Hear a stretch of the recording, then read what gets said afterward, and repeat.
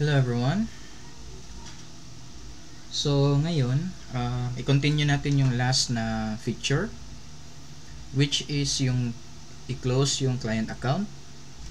So I think madali lang to. Madali lang tong gawin. Kasi yung array list ng Java, pwede ka lang pala maka-array that remove. So array list Java remove. So ito, madali lang pala siya i-remove. So honestly, nagustuhan ko tong array list ng Java, although medyo skeptical ako at first. Na-realize ko na okay pala yung kuan nila. Okay yung isa to sa feature na nagustuhan ko sa Java, yung array list. So i-implement natin to. I think baka copy paste lang to. So naglagay pala ako ng nag-create ako ng .github na directory. So yung goal, tapos may code owners na file. Yung goal lang nito is ma-manage ko yun na kung sino lang pwede makapag-push ng changes, pwede maka-merge ng pull request o maka-post ng changes sa repository na to. So okay, I think one thing to view this one maybe like for security purposes siguro. So balik tayo dito. Last natin na feature implement is ito.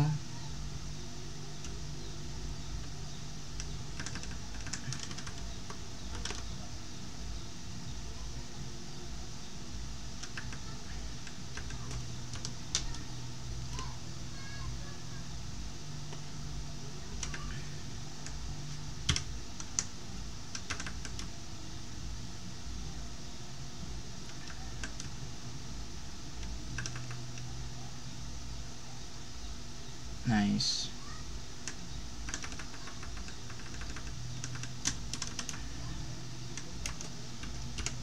So 6 na to siya. This method will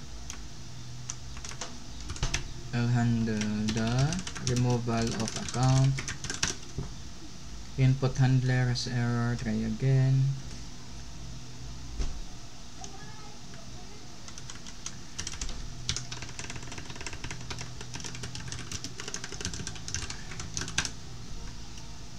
Enter account number, andito pa rin to.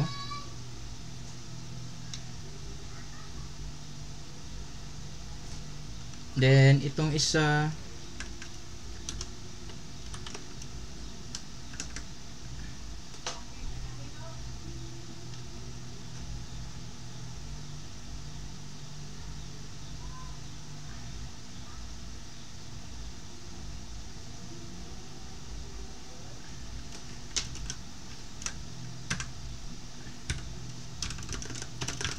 handle the removal of account.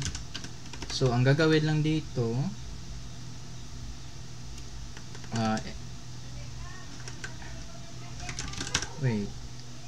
S accounts pala, S accounts dot remove yung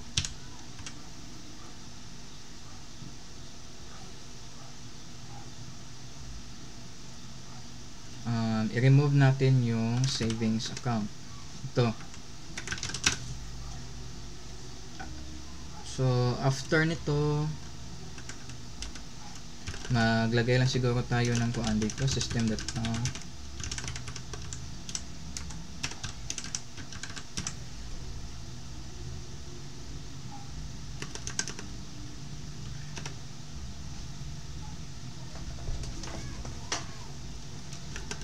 So account removed.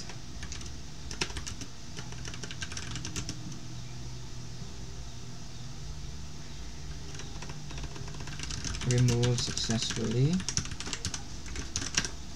So ito, ma-remove na natin, no?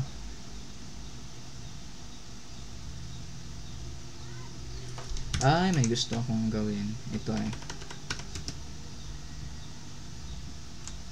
So lagyan natin account number.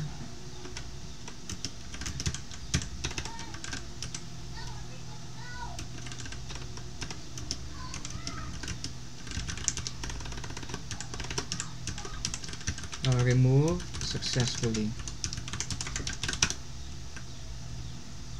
Then 6 ba to? 6. About 6. So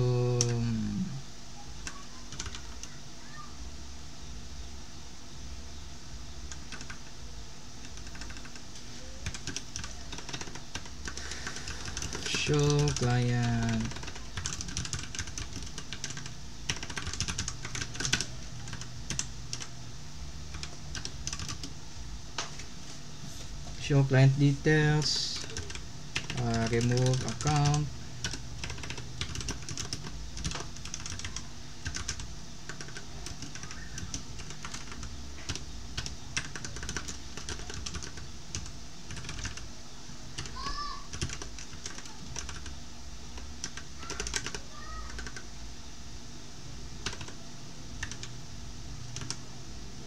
where is account list? Yun.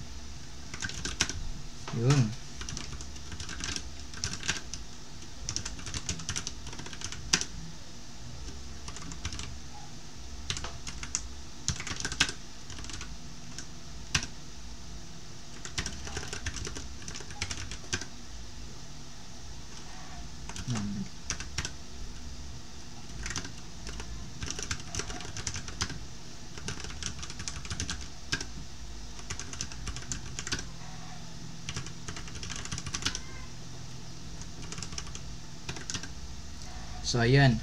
Hala. Wait, may mali. Bakit yun?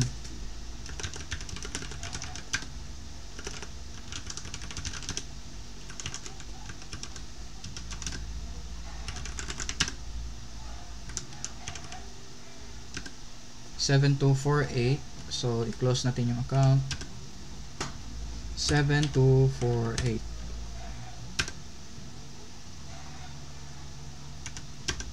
Ayun, wala na siya doon. Nice, gumana siya.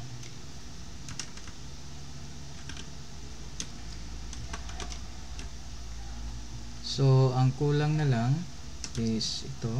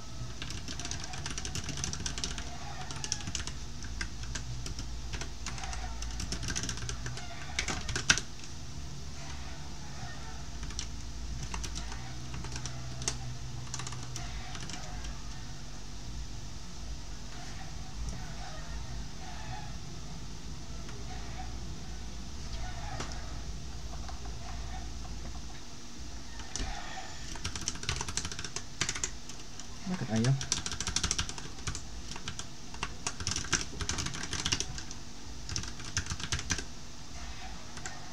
Yung account 9737 Kent Tonino Philippines.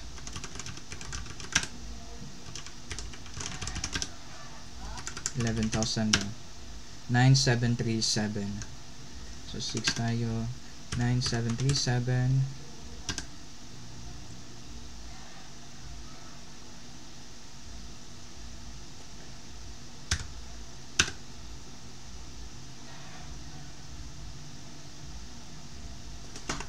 Okay. You know what? May gusto kong gawin.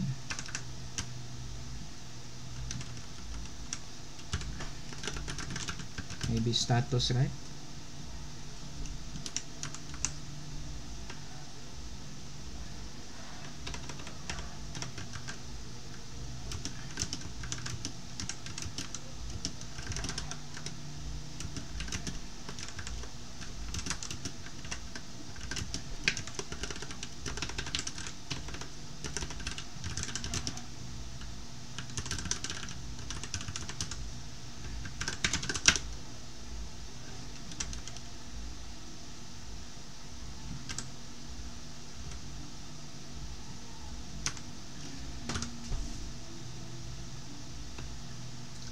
Ay, mali. Yan lang. Remove. Ganyan. So, 1.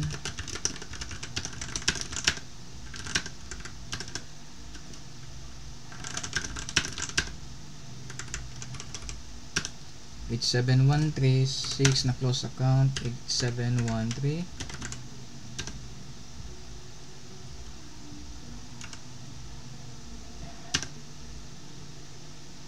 Okay, I think okay na to. So next kung gagawin, i-clean up ko lang siguro to.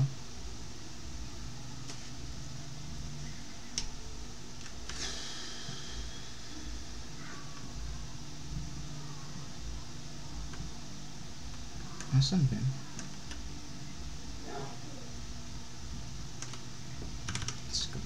Ba't isa-isa ko to?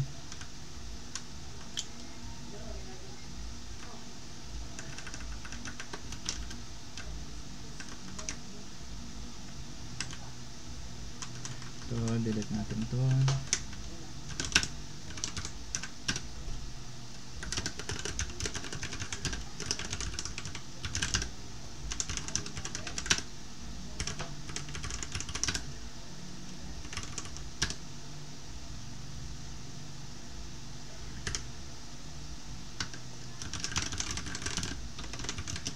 Okay na to.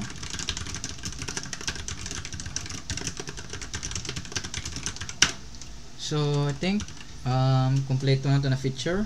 Wala na sigurong dagdag dito kasi need ko na to i-submit. Baka matagalan pa.